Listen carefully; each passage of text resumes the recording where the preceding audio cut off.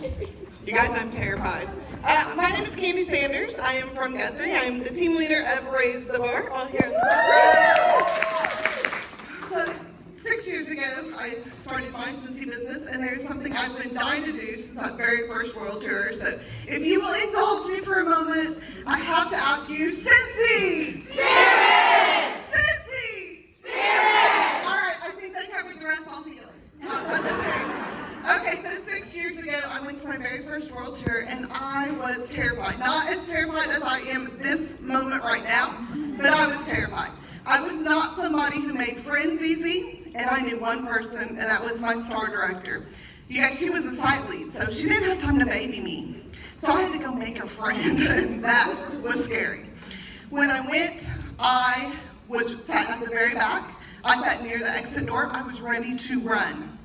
But I left there that day with a few great things. I left with my very first Cincy best friend, who is still one of my best friends today. That was the first member of my community. And I left knowing that if I was ever going to talk to a group of people, it was going to be Cincy people, because you guys don't judge. That's a hint, don't judge. Because I knew that there's just this love and Cincy spirit in this room.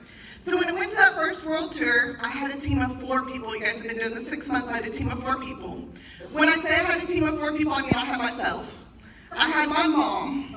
I had my husband's cousin, and I had a girl who used to babysit. I was not reaching that far out of my comfort zone, okay? So I left that first world tour, and I knew I needed to start talking to people. But how do I start talking to people? Because I'm, again, not somebody who was outgoing at that time. I was very, very anxious and worried about everything. Afraid of that word no. You guys, I'm going to tell you that word no is a great word, but I was scared of it. So I thought I better start asking a few people. So I started asking family members. So by my first anniversary, I think I had 7 team members, all family, except for the one girl who used to babysit. But on that very first anniversary, I got this email that I had a brand new downline I didn't know. I had no idea where they came from. It was a husband and wife team at that, so I didn't know. I had no guys on my team at that time. I was scared. How do I train someone that I don't know?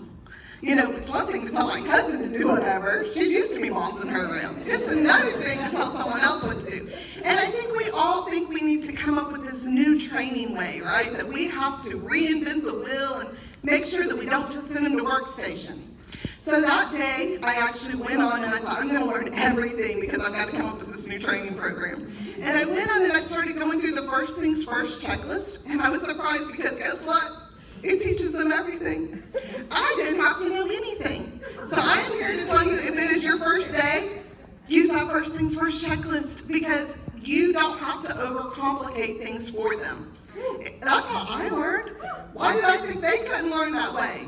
My sponsor sent me the first things first checklist, and you guys did great. So in that time, I also thought, oh gosh, now I really have to start talking to people, because she's sponsoring. This new person I don't know, they're sponsoring. So what am I going to do to start sponsoring myself? I'm going to not ask my best customers. I don't want to lose that PRV. I'm going to ask my host. Oh, there goes all my PRV, right? But it didn't. You guys, why it didn't is because I keep talking to people. And I bring it up in conversation. The number one way to build your business is to make relationships. If you're in this business and you think you are selling, you are doing the wrong thing. I'm sorry. You need to start building relationships, because you are sharing. You need to share, because they can go to anyone to buy. Just like they can go to any Target to buy the same things. They can go anywhere to buy. So stop selling. Start sharing, start building those relationships. When you're building relationships, you're going to learn a little bit about each person that you're going to talk to. You're going to know how to bridge that next conversation. Okay, so that's going to be the key to any of this. So when I actually started asking my first customers, my best customers, I thought, oh my goodness, what am I going to do to make up this PRV? Of course, we know parties, right? So I thought, okay, I can do this. And I want you to think about this, because I hear this most often. I don't want to give up that best customer. I need that PRV, right? I worked that party too. I was planning on that. I need that. And I can tell you that your very best customer, I don't care if they spend $200 every month for the last 2 years, eventually they will stop. because they're going to have enough stuff. They're not going to be able to keep it going. But when you sponsor them, then they're empowered to sell that $200. They're going to continue to sell and to keep on doing things past that first 12 to 24 months. So I started something called the Consistency Club with my team, and I can tell you that those who would have fallen off and not been able to buy past that first 12 months, we have 8 members that have been consistently active for over 3 years because they want to stop buying, you guys, but they've continued selling. Sharing, they've continued sharing, right? So those are going to be the people I want you to actually think of. So I had to think of how to ask these people. And one of the ways that I thought was, why am I afraid of being that person? We're all afraid of that person. That's the number one thing I hear. I don't want to be that person. We think of our business as a burden. But what are the blessings this business has brought to you? For me, it brought confidence. I don't know if I have it today, but it brought some confidence, okay? It also made me have this community of friends that I didn't think I was missing. You guys, I was a stay-at-home mom. I've got twins, and my whole life revolved around talking to 4-year-olds, I mean, that was it, and Bluey, and, all that fun stuff. So this was a way for me to have friends that were my customers, my teammates, whatever, because I was building relationships with them. And then it gave me this silly little thing. I was able to go to the store and buy myself flowers, just a little bouquet from Walmart, right?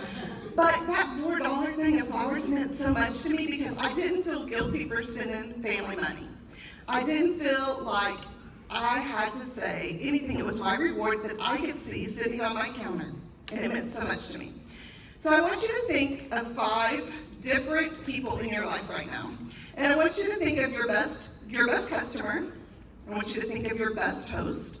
I want you to think of that person who needs a community. You guys, they're the stay-at-home mom. Or they're the person who's about to retire and their community is going to change, or their job's changing, or something like that. I want you to think of that person who was like me and had lost their spark, and they didn't know it needed to be, relit. And so I want you to think of that person you see something special in, but they may not see it in themselves. And I want you to think of that person who may need that financial extra or something like that, or that has a million friends that are always supporting them. And I want you to think of something about them. I would tell you to write it down, but it's okay, you can watch me. But write down those 5 people, because Jonay Greenfield, she's one of our trainers at Cincy, she taught me this thing called 5 by Friday. I heard them mention it earlier. So 5 people by every Friday. I want for this Friday it to be 5 people that you reach out to about the opportunity. Not worry about it being a burden. This is a blessing. Know why you do this. Know why this means something to you, and share that with them and how it can fit into their life. Okay? I want you to reach out to 5 people every Friday. 5 this week for sponsoring. Maybe next week it's just to follow up with and build that relationship. Find those 5 people to just connect with and say, hey girl, how's it going? How are the kids? How is that new job? How's the house? How's the puppy? Anything, because you want to build that relationship. Use one of those Fridays to build hosts. You guys, those are my favorite. I'm going to tell you how I talk to all of them and all of that stuff. My best customer is going to be my easiest to talk to, right? I'm going to tell them, do you realize that you can start this business and you can get paid back on your own products? We all know that, right? This is not anything new. You guys have heard this a million times. So you're going to reach out to them and let them know they're already buying. They can already support their own business. That host, oh my gosh, they're my very favorite. And I got to tell you, because I will start out my party and I will tell them, hey girl, when your party gets to $500, I'm already setting my expectations. When that party gets to $500, you're going to get $100 in your pocket on the 10th of next month whenever you join my team, and you're going to get that kit for free. You're already having a customer base, they're already buying from you. So let's turn this into, but I don't want you to answer me now. I want you to think about it, and we'll talk about it again. When their party reaches 200, I'm like, oh my gosh, girl, you've already got $40 in commission. Did you know we only need $300 more and you'll have $100 in your pocket? But don't answer me now. I'm going to talk to you about this again whenever we're getting ready to close your party. So by now I've planted enough seeds that by the time that I tell them, hey, your party's reached $500, it's $100 in your pocket, have you thought about this? A lot of them are like, well, actually, I have thought about this, and I want the money, right? And if they don't, that's okay. Well, I'll take $100 in my pocket, right? So that at least planted the seed, right? Now, the other people, it's a little bit harder because now you're having a cold conversation. If you're building that relationship with them, though, if you know that thing, it's going to be that thing you're going to talk about them. So whether it's going to be their community or that spark you see in them, I pay them a compliment. You know, first of all, I've already been building a relationship. I'm not calling somebody that I went to high school with 30-something years ago and saying, hey, you know, would you like to join my team? They're going to probably not talk to me, right? But if I'm telling them, hey, we've been talking, you know, how's the house, how's the puppy, how's whatever, but I'm going to tell them, I don't know if you know this, but I see a spark in you. I see your friends drawn to you. I see them show up to support you. And I know you'd be great at this because you have a following. You have people that believe in you, and because you are going to be great. You are wonderful, and you don't see it. When I say that, then if they say no, that's okay. There's 3 answers you're going to get. One's going to be yes, do your happy dance, right? One's going to be no. I'm going to tell you still do a happy dance because the third answer that you don't want is the no, like just ghosting you, okay? But even if they ghost you, I want you to reach out to them. I want you to message them anyway. Give them a day. People have lives. But then be like, girl, I wasn't trying to put pressure. I just wanted to let you know that I see something special in you. Or, man, I think you're really cool. You know, I see something special in you. Give them that encouragement that you still see something special. And I always say, I don't see a lot of people building each other up in this world, outside of Cincy, right? And so I just wanted to let you know. And then I will change the subject to anything other than Cincy. Anything, okay? So I always change the subject because I think it's hard as a people pleaser to tell other people no. I am a big people pleaser and I don't want to tell anyone no. So I know for someone to tell me no, it is taking energy from them. And I want to give them back that energy, okay? So I'm going to make it less awkward for them. Whenever they tell me no, you guys, I love this answer. And I always tell them, I'm going to share your answer with my team because I want them to see that it's okay to be told no. Most of my team that's sitting over here, they told me no, and I love it. You know, to me, they're laughing because they know they told me no. So no does not mean never. Someone just said this. It means not now, not Susan. That's okay. I told Jamie no when she asked, emphatically no, like no way. And in 24 hours, I signed up on her team. Okay, so you're at least planting that seed. Whenever I grow my garden each year, I don't just go and throw some seeds out and I run away from it, okay, and just hope it's going to bloom. It doesn't happen that way. I have to go and I have to constantly water it. So the next time I reach out to him, I may just be like, I know I asked you before, but I still have to say that I think you'd be incredible at this, and I hope that you will at least think about it. Please don't feel pressured, but just know I think you are incredible. All right? I'm going to just replant that seed. Now, some of them are going to send me their orders, right? And then I'm straight up going to say, hey, do you want the commission for this or do you want me to get it? There's members laughing over here because that's exactly when they signed up. Was when I said, do you want me to get the commission or do you want to get it?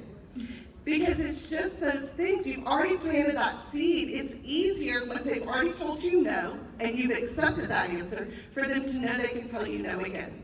So I don't have that, they sign up in the first week of knowing me or the first 3 weeks of knowing me. That doesn't happen for me. Congratulations to those it does. I am more like, that first half a year, that first next year, I don't know, something down the road. But it's because I keep up that relationship with them, okay? Build your relationships. So I would love for you guys, I'm running out of time, so I'd love for you guys to seriously think about those 5 people. I don't make lists of 100. That is overwhelming to me. My brain cannot handle a list of 100 people. So a list of 5 people this week, because each week it may change. You may have met someone last week that you want to work into your business this week. And there may be somebody else who hasn't bought from you in a year, and now's the time to ask them. So make that list of 5 people, okay? and ask them this week to join your team. That's going to be my little challenge to you. And then tag me on social media. I'm Candi with an I. Huse Sanders, so H-U-S-E Sanders, okay? Tag me on social media. Send me a message. If you don't want to say I got 5 no's on social media, that's okay. Send me a message because I'm going to celebrate you guys. I want you to get no's, okay? I want you to get no's because I want you to work with your no and to know that no is not forever. No is not a personal thing, and no is not against you. No just means not today. So go build your teams. I promise you there is nothing more grounding to this company, to your business, than having your team. They will keep you going when the times are hard. They will keep you going when you're not sure what else is going on in your life. Your team will inspire you to do better. So thanks.